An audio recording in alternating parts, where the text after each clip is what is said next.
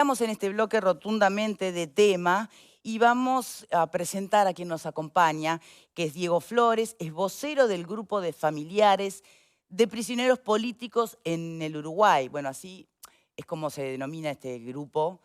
¿Cuánto tiene el grupo ya, Y Flores? 6 meses, 7 meses. Bien, bastante novel, ¿no? Ujú. Y uno podría ya instalar el debate desde el arranque. ¿Hay prisioneros políticos en nuestro país? ¿O lo que hay son prisioneros militares, civiles que han participado o que fueron condenados de alguna manera o llevados a la justicia por crímenes de lesa humanidad? Eh, Ahí arranca una gran discusión que podríamos insumir el resto del bloque en eso. em, o podemos darle otro matiz. ¿Usted qué espera como vocero del grupo? ¿Que esto se mire cómo? Eh, en primer lugar, muchas gracias por la oportunidad de estar aquí con ustedes. Eh, la inquietud que tenemos como grupo, como familiares, es la de instalar sobre la mesa un tema que es eminentemente político y que está enmascarado con un perfil jurídico y que es el que nos hace, nos lleva al convencimiento de que nuestros padres están siendo tratados como prisioneros políticos. Habida cuenta que son procesados de manera indebida y arbitraria, no se aplica con ellos el criterio de igualdad ante la misma situación, eh, son procesados, acusados, es el caso ahora, por ejemplo, de 20 detenidos en Domingo Arena y Coraceros, que están acusados y procesados cumpliendo prisión preventiva sin pruebas.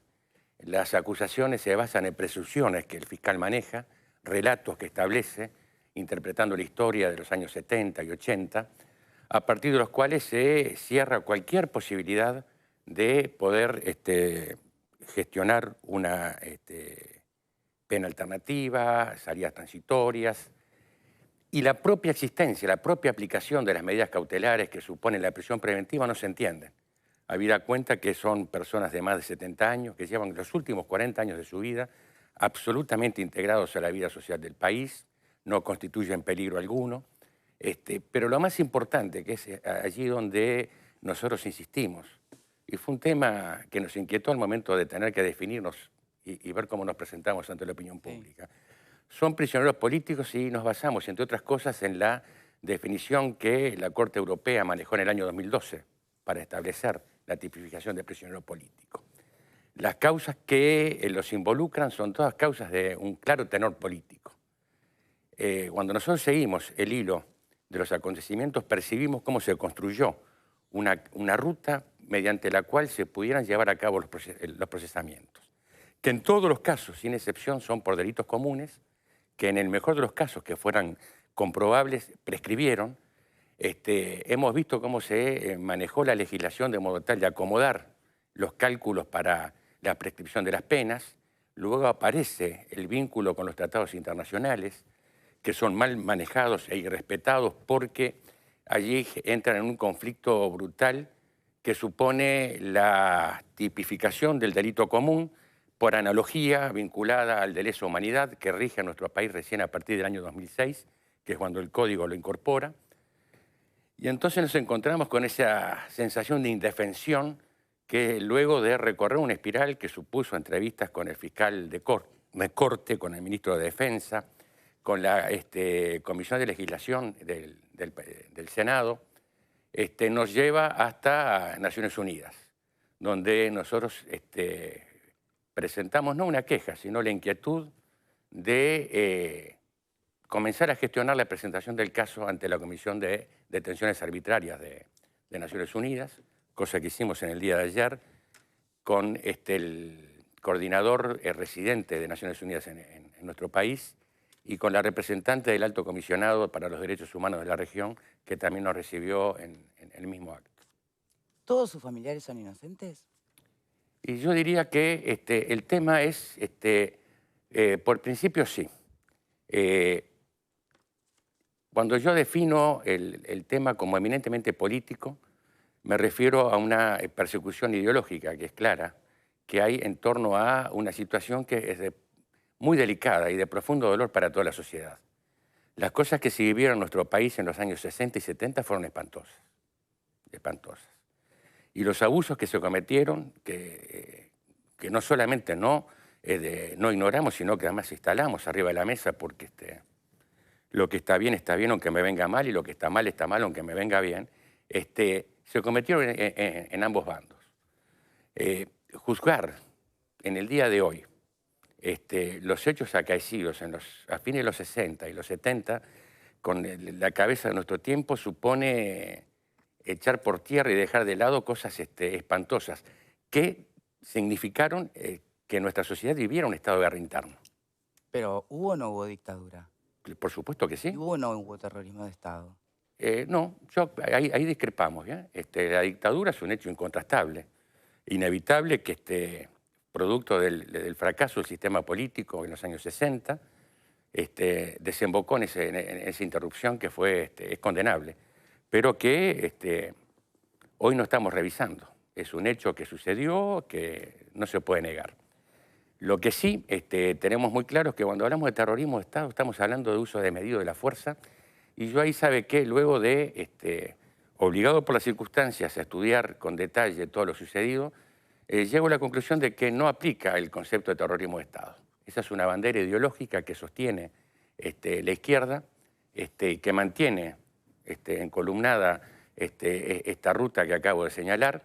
Lo que hubo sí fueron excesos y abusos que se cometieron por parte de los funcionarios que estaban defendiendo las instituciones. Abusos que no se pueden justificar, no se pueden defender. Hasta el día de hoy, nosotros no solamente no evitamos mencionarlo, sino que lo tenemos muy presente. Hay 31 uruguayos que no aparecen. Y eso es un tema que nos preocupa a nosotros tanto como a todos. Solo que no entendemos la razón por la cual toda una generación de oficiales de las Fuerzas Armadas, de la Policía Nacional y los civiles que estaban trabajando con ellos, hoy son expuestos como responsables de una manera absolutamente arbitraria. Bien, ¿me permite, Flores, Claro. hasta aquí, a partir de lo que son sus declaraciones, abrir a los panelistas para preguntas y reflexiones? Fernanda. Bueno, a ver, ¿por dónde empezamos? En primer lugar, yo sí creo que existió una dictadura y que en manos de muchos funcionarios, en este caso militares puntualmente, se llevó a cabo el terrorismo de Estado. Y no me parece tratarlo como un exceso, sino como una conducta perpetuada que no se trataba de la defensa de las instituciones, porque cuando nosotros, no me quiero meter en el historicismo porque hoy venimos a hablar de otra cosa, pero tenemos que partir de la base de que en el 72 el supuesto enemigo de los Tupamaros, el último caía preso y el golpe se da en el 73. Entonces, no estamos hablando de la defensa de las instituciones y mucho menos entiendo responsabilizar a los políticos, que creo que es un grave error. Ahora, en cuanto al hecho puntual, entiendo que nadie puede dudar que existió dictadura y que existieron crímenes en manos de... Ahora, a mí lo que me genera un montón de dudas, porque cuando usted plantea que hoy hay personas privadas de libertad en las cuales se violó el debido proceso, creo que es una acusación muy amplia, para las cuales entiendo que usted debe tener pruebas. A mí se me hace difícil estudiarlo porque entiendo que esto hay que ir al caso a caso. Siempre entiendo que hay que garantizar el debido proceso, ese proceso que durante una década no se le permitió a un montón de personas en este país. Siempre vamos a ser garantistas de eso. Ahora entiendo que el camino, ni que hablar que si usted tiene las pruebas que entiendo que debe tener para hacer estas afirmaciones, es presentarse a la Corte Interamericana de Derechos Humanos, que trabaja con todo este tipo de casos y son quienes pueden determinar si esto fue así o no. La Corte Interamericana en nuestro país la reconoce y por lo tanto también se obliga a aplicar lo que son sugerencias. Así que bueno, por un lado eso, y por otro lado cuando se dice, bueno, que esto es un tema político, mi inquietud es, ¿qué se le está pidiendo a los políticos? ¿Que se entrometan en la justicia? Esa es mi gran duda, porque cuando nosotros le pedimos a un político que se entrometa en la justicia, le estamos pidiendo que vaya directamente en contra de la democracia de nuestro país, que tiene como base la separación de poderes. Entonces, la vía que corresponde es una vía judicial, que entiendo que se ha agotado en este país para estas personas, bueno, no, usted está hablando también de medidas cautelares, pero en los casos de que tengan sentencia definitiva ante la Corte Interamericana de Derechos Humanos. Si me permite, Tiene que hablar. con todo respeto, no puedo evitar percibir que usted es más joven que yo. Sí, 25 años. Tal vez lo suficiente como para ignorar algunos datos o no tenerlos en cuenta. Entonces, permítame la guarangada, si se quiere, de corregirla. La lucha contra el terrorismo no terminó en el año 72. Por lo menos debemos llegar hasta el año 76 o 77, cómodamente. ¿En base a? En base, le cuento, en el año 73, en Buenos Aires, cuando en el año 72 teníamos al Movimiento de Liberación Nacional descabezado, pero no desarmado.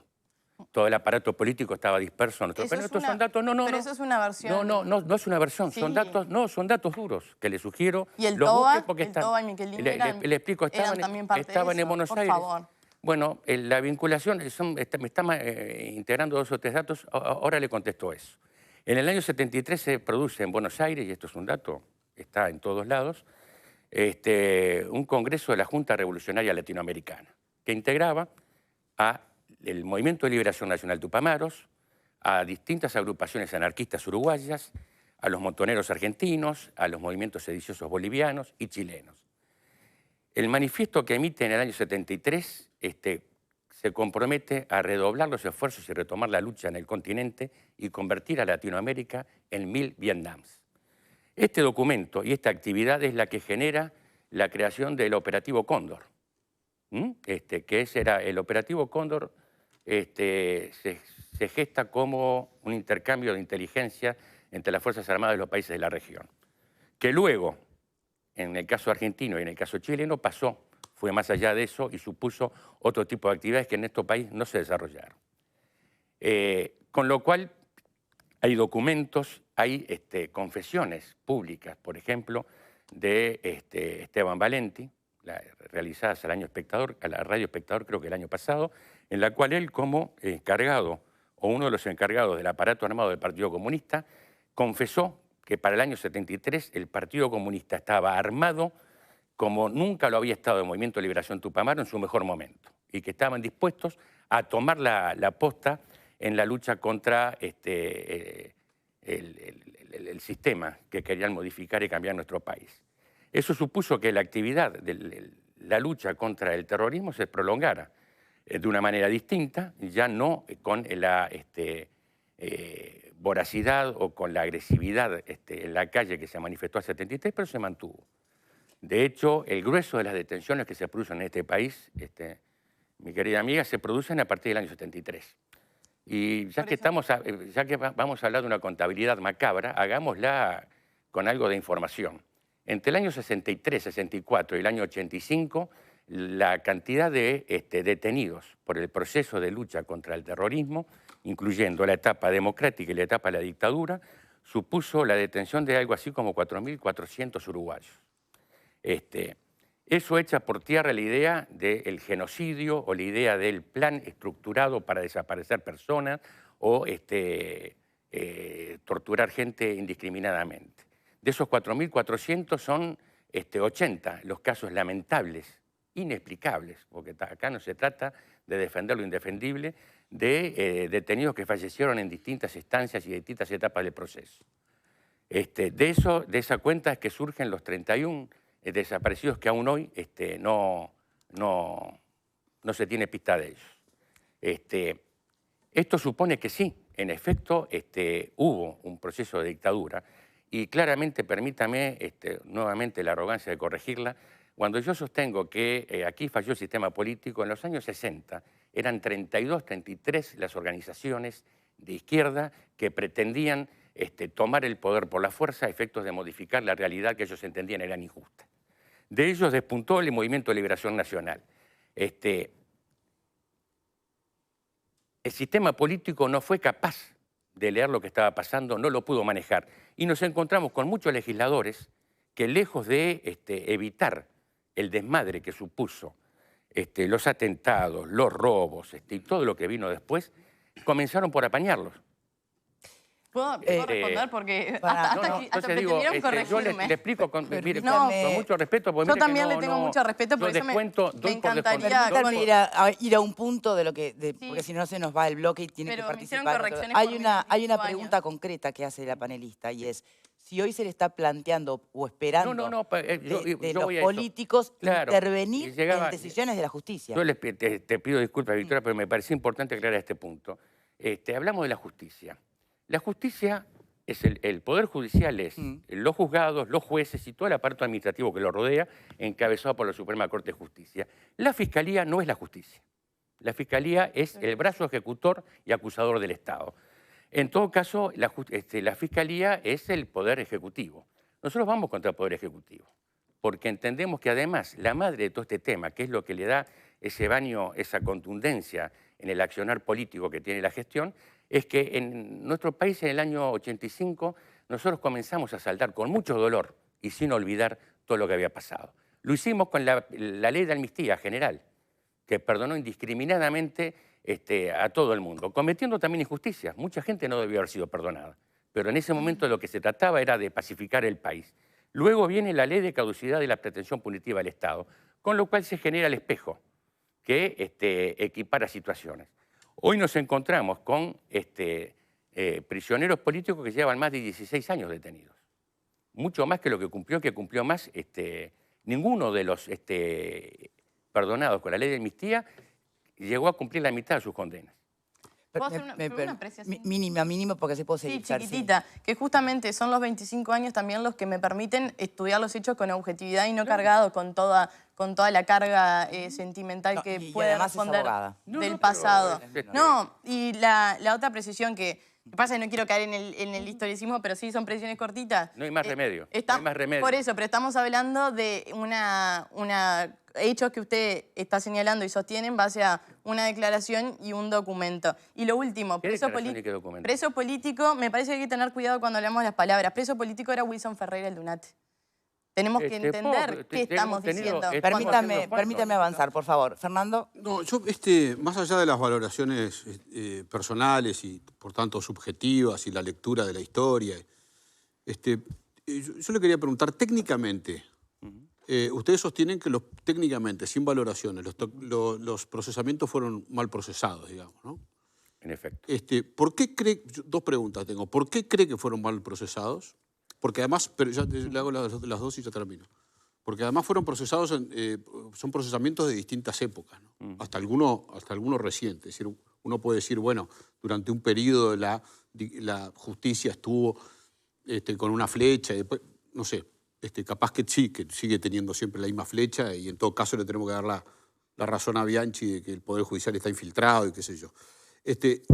Pero aparte de eso, yo le pregunto por qué. ¿Por qué cree que pasó esto? Y la segunda pregunta es, ¿ustedes consideran esto para todos los casos? Todos los casos que están en Domingo Arena, los que están en Coracero, los que están en domiciliaria, los 18 que murieron, ¿para todos es igual? ¿En todos los casos hubo errores de la justicia en los procesamientos? Retenga, por favor, esas dos preguntas. Le sumamos las que seguramente tengan por este lado. Verónica. Bueno, más que una pregunta, una reflexión. Bien. A mí me van a encontrar siempre del lado de los familiares que piden garantías, que piden justicia, que piden verdad. Por eso me van a encontrar respaldando. Si ustedes entienden que sus padres, que sus familiares no tienen en este momento las garantías necesarias, que recurran a donde tengan que recurrir, me parece perfecto y voy a estar acompañando ese reclamo por la transparencia y el bien de toda la sociedad. Ahora, la parte de no reconocer que existió terrorismo de Estado y en la parte de no reconocer que violaciones, desapariciones, torturas no son excesos de alguno que se le fue un poquito la mano, sino en realidad, bueno, un sistema que actuó para amedrentar de esa forma, ahí no me van a encontrar. Yo no puedo respaldarlos, porque además me parece que no solo la justicia uruguaya ha sido clara en algunos casos. Esto es independiente del caso a caso, que cada uno de ustedes diga, bueno, en el caso de mi padre o de mi hermano pasó esto, no hay pruebas, eso es independiente. Yo no conozco el caso a caso, pero realmente... Claro, ¿de qué base se parte, no? Minimizar hechos como los protagonizados por un José Nino Gavazo, por un Silveira, por, bueno, determinadas figuras que realmente todos conocemos, bueno, realmente me parece que no solo la justicia uruguaya, Fernando, yo respeté el espacio de cada uno de ustedes. que considera que no atentó contra las instituciones. Respeté el espacio de cada uno de ustedes y estoy marcando mi posición. Bien. Por ejemplo, creo que la justicia, no está fuera de tema, el señor vino aquí a decir parte de su reclamo y a decir que, bueno, hay cosas que él entiende que han sido excesos de algunos desviados. La justicia italiana, por ejemplo, en el marco del Plan Cóndor, condena a cadena perpetua a 13 militares uruguayos. 12. Bueno, 12 militares uruguayos, podemos ver la cifra, pero me parece que no es solo una mirada ideológica, salvo que la justicia italiana también esté permeada por una persecución ideológica que usted señala. Bien. Así que marco mi posición en estos dos puntos y no tengo nada para preguntar. Pepe, ¿reflexión o pregunta? No, voy a opinar. Puedo interpretar el sentimiento de un grupo de ciudadanos uruguayos con respecto a sus familiares, lo puedo interpretar. Lo que no puedo, y lo digo con mucho respeto, pero también con mucha firmeza, es aceptar el término de prisioneros políticos en el Uruguay del 2022, teniendo en cuenta que esta es una de las democracias más plenas del continente y tiene que ver con todos los partidos políticos y todas las administraciones desde el regreso de la democracia hasta el día de hoy. Y por otra parte también entiendo que si no se juzgó en ese caso a sus familiares fue porque existía una dictadura cívica militar que lo impedía. Bien. Bueno, Creo muchas cosas, pero... Pero la pregunta concreta de Sí, Fernando pero, Marguerite. vamos por el principio. Lo que nosotros entendemos es lo siguiente. En nuestro país el tema de todo lo sucedido en torno a los años previos y posteriores a la dictadura fue saldado a partir del año 85, cuando con un esfuerzo brutal, sobrehumano, que no solamente tuvo proscripto a Wilson, tuvo proscripto también a Jorge Valle. Allí nace la figura política de Sanguinetti. También estaba proscripto Sereni. Es decir, todos los líderes del sistema anterior estaban proscriptos. El esfuerzo consistió en pacificar el país y dotarle a la sociedad de los elementos indispensables para que la democracia pudiera prosperar, que se apoyan básicamente en la estabilidad. Este esfuerzo fue notable y perdonó a unos y a otros. ¿Y de dónde surge el perdón? ¿De una solución jurídica, técnica? No. Surge de una solución política, la necesidad de reconocer que ante la imposibilidad de juzgar por igual a todas las situaciones que se fueron generando, se decidió perdonar. Bien. Eso fue ratificado en dos oportunidades. Dos oportunidades en el pueblo oriental. Que lo interrumpa, pero como sé que queda poco tiempo, me parece que lo más interesante en este punto es si hay respuesta para la pregunta de Fernando. ¿Por qué entienden que fueron mal juzgados? Primero, no me ponga todos más allá de cualquier color. Técnicamente. Técnicamente. Y la otra sí es para todos, porque si es para todos, quiere decir que la justicia se equivocó como en 50 procesamientos. La justicia, en primer lugar, y la italiana también. La justicia actuó en el marco de condiciones que le dio el Poder Legislativo y el Poder Ejecutivo. Esto es así. Cuando nosotros nos enfocamos en la naturaleza del procedimiento, nos encontramos primero que se están violentando una decisión soberana que fue la que reivindicó la ley de caducidad. O sea, el Estado es activado a proceder y a reclamar, pese a que el soberano le dijo que no lo hiciera. Luego nos encontramos con que ya en los hechos desatados comienzan a hacerse procedimientos. En algunos casos, que no los cuestionamos, las condenas fueron sustentadas por pruebas, fueron llevadas a cabo. Es más, de hecho, los responsables de los abusos y los excesos que se cometieron en este país, todos pagaron su condena y ya fallecieron. El tema que nos encontramos es que comienzan a procesarse a jóvenes oficiales que en los años en los que se producen los hechos tenían apenas 22 años, 23 años, y estaban lejos de tener responsabilidad alguna en ningún tipo de decisión vinculada a los hechos con los que se los vincula. Luego nos encontramos con que se les violenta el proceso, el principio básico que sostiene cualquier debido proceso, que es el principio de inocencia. Aquí se parte de la base, la Fiscalía, por presunción y sin prueba alguna, los vincula al hecho simplemente porque eran oficiales, porque estaban en el cuartel donde se produjeron los hechos y porque descuentan que algo tenían que ver. Dígame por qué, porque yo le pregunté por qué. ¿Por qué está porque actuando así acá la justicia? Nosotros estamos convencidos, y esto es muy personal, que esta es una estrategia política. La lucha que se desató en los años 60 aún no termina. ¿Pero de quién es la estrategia política? Es la izquierda. ¿Del es Poder el Partido Judicial? Com- el Pero Partido gobierna, Comunista. no Pero el gobierna Poder la izquierda. Judicial, acá, No, el Poder... ¿no cree en la independencia del Poder Judicial? Mire, es un tema delicado ese de la Bueno, obviamente independencia no del Poder cree. Judicial, porque de alguna manera cuando uno sigue el derrotero Pero es obvio de que lo no que cree. sucede con la Fiscalía... Anímese a decirlo, nada más. No, pues yo permítame que le haga la pero relación. dígalo sin tanto La Fiscalía no tan florido. está contando con una homologación directa de 2 juzgados. La aberración jurídica acá, doctora, que le cuento, estamos manejándonos con estudios en Nueva York y en Ginebra. Ninguno puede creer que en nuestro país tenga el colmo de la democracia, como bien señalaron recién acá, cuente con una fiscalía especializada. En el diálogo ayer con el coordinador residente de Naciones Unidas me confesó que Naciones Unidas exhortó al Estado uruguayo, al menos en 5 oportunidades, acerca de la necesidad de que revisara su proceder con respecto al tratamiento de los casos vinculados a la dictadura. Esto es, en la forma que los maneja y en el tiempo que los procesa. Lo que nosotros estamos reclamando, convencidos de la inocencia de nuestros padres, es que se hagan los juicios. Los juicios no se hacen. El sistema, ¿cómo está funcionando? Y acá voy a responder de lleno a la pregunta de Fernando. Se hacen en base a la presunción que el fiscal elabora en un relato poético de los hechos, no presenta pruebas. Las pruebas quedan relegadas para ser presentadas en el juicio. Y el juicio no se fija nunca. Y no se fija nunca porque hay solamente 2 juzgados para el tratamiento de todos estos temas. Entonces yo le digo, mire, lo que ya fue juzgado y condenado, yo creo que está mal porque en principio se trataba de delitos comunes que fueron tratados de una manera distinta. Y acá, lo mencionaban en la nota anterior, ante el conflicto de penas se optó por la más severa y se descartó la opción de la más benévola. No se les conceden penas alternativas, se mantienen las cautelares. Entonces uno dice, che, ¿el plan acá cuál es? Hoy tenemos 61. Yo soy yerno de 61 prisioneros políticos que están detenidos. 22 ya fallecieron. 14 están con un promedio de 85 años de edad, con un deterioro físico descomunal, cumpliendo prisión preventiva. Tenemos 19 en Domingo Arena y 4 en Coraceros. Ninguno de ellos está bien procesado.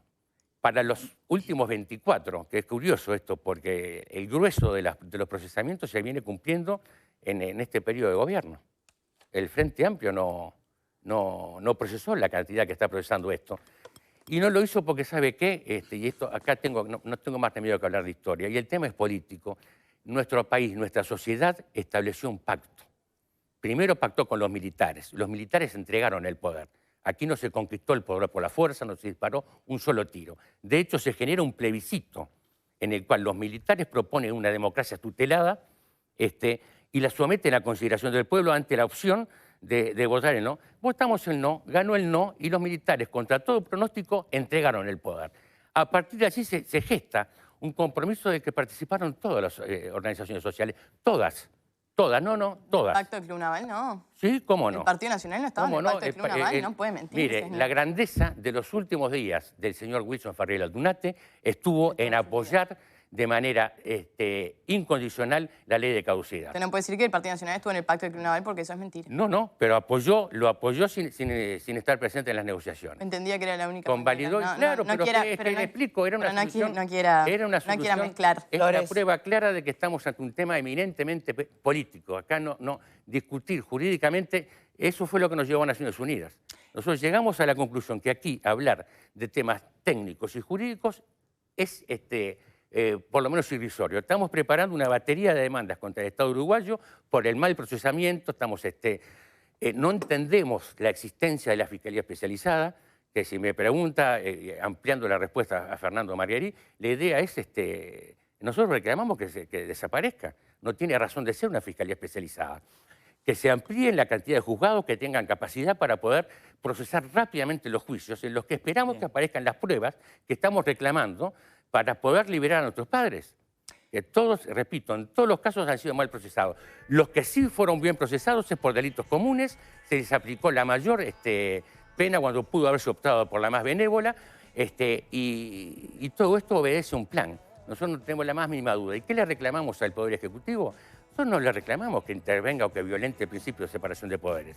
Lo que le estamos planteando es que vía parlamentaria, aclare la situación, genere las condiciones para reivindicar, primero, la naturaleza de los plebiscitos y el referéndum que convalidan la posición de la ley de caducidad. Y que, caso contrario, bueno, revisemos todo. Revisemos también las amnistías, porque vamos a entendernos, gracias a ese sistema de pacificación en el cual nuestro país fue modelo y que luego el mundo entero siguió con atención lo que aquí sucedió, fue que se pudieron desarrollar gobiernos de todo tipo y calibre, hasta tener a un presidente como Mujica, que fue indultado con apenas 11 años de cumplimiento de condena de 30.